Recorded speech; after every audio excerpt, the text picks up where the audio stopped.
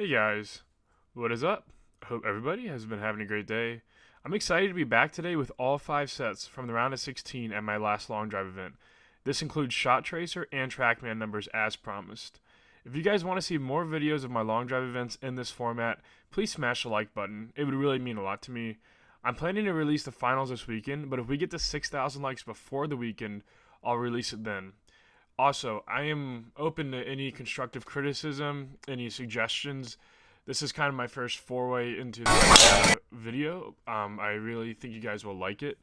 And please do subscribe to the channel if you do want to see more videos like these. And also, subscribe to the PLDA's channel. I'll link it in the description below.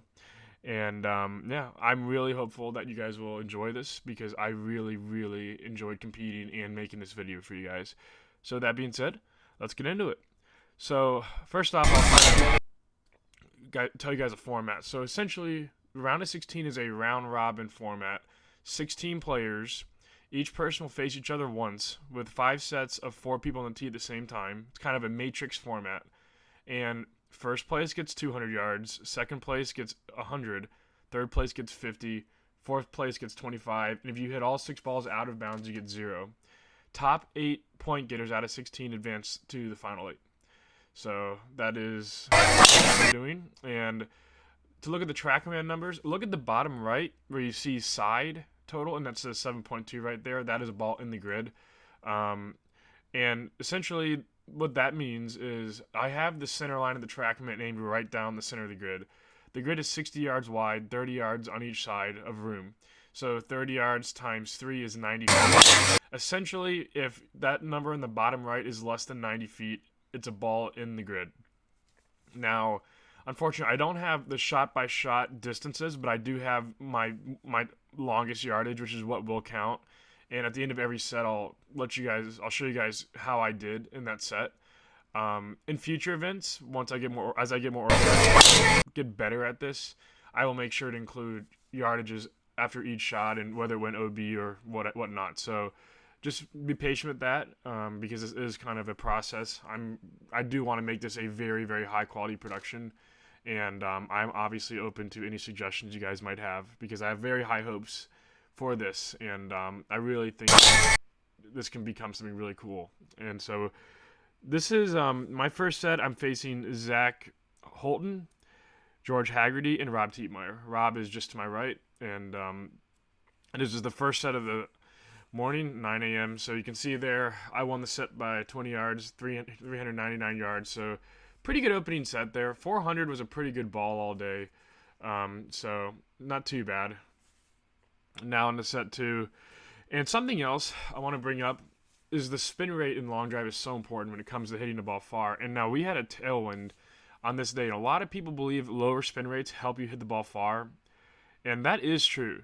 So when you have a lower spin rate into a headwind or really into no wind, the ball will be flat and it'll fly far. However, when it's a tailwind and you don't have much wind, and you don't much spin, the ball will tend to tumble and fall out of the sky.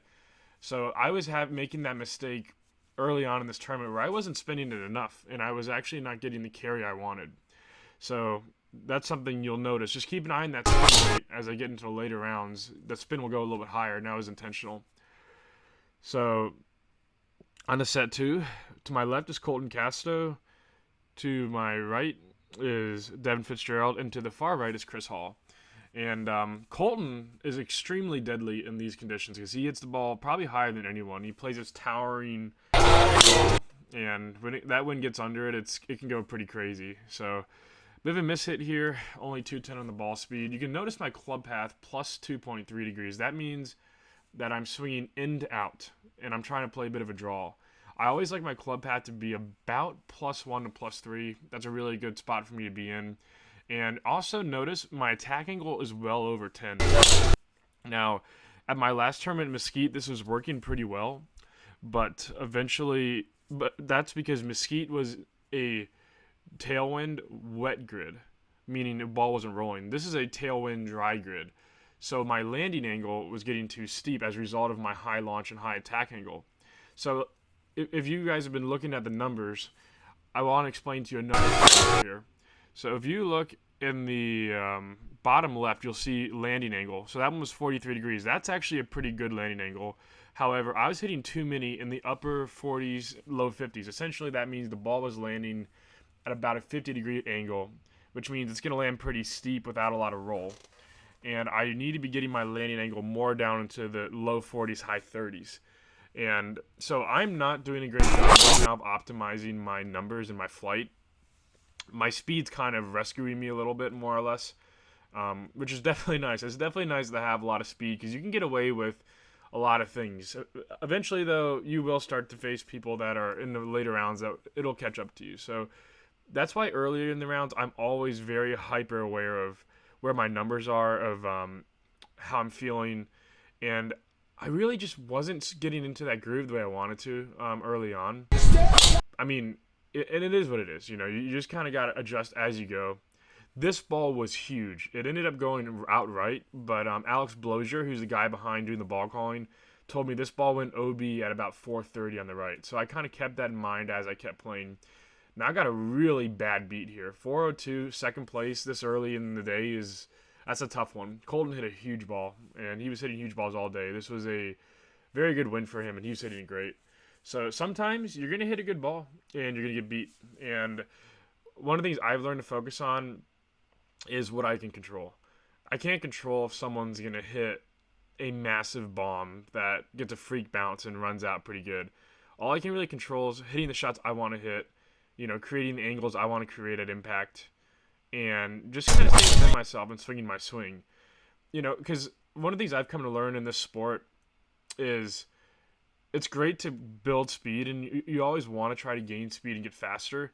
But I've also kind of, in my mind, I believe if I'm at 150 club speed or close to that for, 15, 20 years with good ball flight and good ball striking, 220 to 225 ball speed, I really would, I'm more than happy with doing that, hitting good shots and taking my chances, and that, I think that mentality allows me to stay within myself, to really take more of a veteran approach to the sport, and not try to keep getting crazy with speed. And now, don't get me wrong, I'm definitely still, I always want to get more speed, but I also want to make sure that I hit the ball far, and I think sometimes, and I'm definitely guilty of this early in my career, I would approach long drive not as a distance contest, but as a speed contest, and it's very easy to get into that. So that's something I'm still I have to still stay aware of. So now I'm in the third set, and I'm up hitting against Scotty Pierman on the far left. Scott Callamore is on the right, and Brad Gross is just to my left. So another pretty solid grouping here, and a little bit of a mishit there.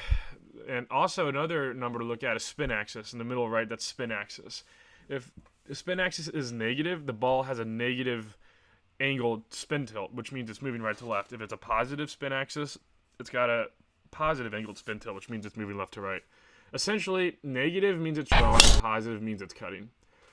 So, and these are numbers that I think a lot of people maybe don't know, but in long drive, these numbers are everything, because distance is literally what we do. And so I think a lot of people think we're, one trick pony, and I guess in a way we are, but there's a lot more that goes into that one trick that people don't understand, or don't realize at least, until you really get into the sport. I mean, there are 8 to 10 numbers I'm looking at every shot in practice that I want to be in a certain range. And if I'm not, I have to make adjustments, and I have to figure out why I'm not in that range. So it's just one of those things that I think when you really get into the sport, that's when you start kind of realizing how much there's to this and how it's kind of an art. So set number 3, didn't really hit my best ball, but I kind of got away with one here. 394 was winning sets, but it was also finishing second a lot, so I got pretty fortunate. Scotty definitely could have gone past 394. I know he didn't hit a great ball for him, so you got away with that one. And now look at the wind on the right on those flags. This is where you guys will notice me spinning it, not spinning it enough. I'm going to get exposed here, because what was happening, now that the wind is way downwind, and with my ball not spinning that much, not much more than 2,000, that wind, as I said earlier, was laying the ball down, pushing it down to the ground quicker, and the landing angle was still really steep. And it really cost me. This was probably my one, and this was only 211 ball speed, but because I hit it low in the face, it spun a lot, and that actually helped it go pretty far. I mean, relatively speaking. So I kind of got a little caught up in all this wind, and I started trying to hit really up on it and launch it into the clouds. But the problem was, by creating that higher angle of attack, I was lowering my spin rate. And so 1750 spin there, that's good most of the time. But in these conditions, it's not. I want to be 1,000 RPMs higher than where I am right now with this wind. If I was into a headwind, or if there wasn't much wind, 1750 would be absolutely money. But with this tailwind, this is not good. That's spin rate. And again, 2,000, really still not spinning it enough. And 376 carry isn't bad, but if I was spinning that 700 RPMs more, that would be 390 carry, and it would probably be landing a little shallower, meaning it would carry about 15 yards further and probably run another 15 yards. So I'm leaving a lot on the table right now. And the guys that are in my group, Nick Vorbeck and Reed Russell, EJ McDonald, Nick and Reed are both guys that are over 145 club speed. So, this isn't a group where I want to be hitting shots like this. And again, my numbers are fine. I'm sitting right at in the high 140s, 150, right where I want to be. I'm hitting the center of the face a good amount, hitting grid a bit. But again, what I was saying earlier about how important all these numbers are, my spin rate and my landing angle are not good right now. And that is why I'm not having a good set at the moment. Even though my speed's good, my ball striking's good, my accuracy's good, those two numbers being out of whack is costing me 25, 30 yards. And it's something I should have adjusted to earlier. 151.7 club speed, 223 ball speed, but it's not going to do much for you if you're, not optimizing everything else. And I'm kind of a little flustered here because my numbers that are being called back are not good. They're like 380s, 385, and with this wind, and it laid down a lot now. You can see in the flags, so it might be part of. I actually have a decent ball here. Actually, never mind. But again, like that spin rate is just killing me, and I really paid for it in this set. Because as you'll see here, I actually finished last in the set, and Nick Vorbeck and Reed both hit pretty solid balls. I really was shocked none of us went 420 with that wind. I think the wind really laid down after our second and third balls of the set, and I'm not sure anyone really caught one perfect early on. But in the first couple of balls of that set, if it was hit the right way, there could have been a couple 430s and 440s, and so it is what it is. And that's actually my coach right there, and I'm talking to him, kind of trying to figure out what's going on with I told him what I'm going to change here. And that's really important, is being able to adjust on the fly and having your eyes wide open as to what's going on, and not kind of just going into it, hitting it one way and not adjusting. In the sport of long drive, adjustments are king. You cannot win tournaments if you don't make adjustments, because you will need to make adjustments through the day. Your swing will change, the wind will change, the conditions of the ground will change, and you really need to be ready for that. And so you guys will notice, look at my attack angle. It's gone from about a plus 12 to a plus 8. Now, I realized my attack angle was creating a very steep descent angle and not enough spin. I'm hitting down on it more. Again, you can see plus 7. You can see the landing angle is now down at 40, right where I want it. And now I'm starting to get back into business. So I know this one went over 400.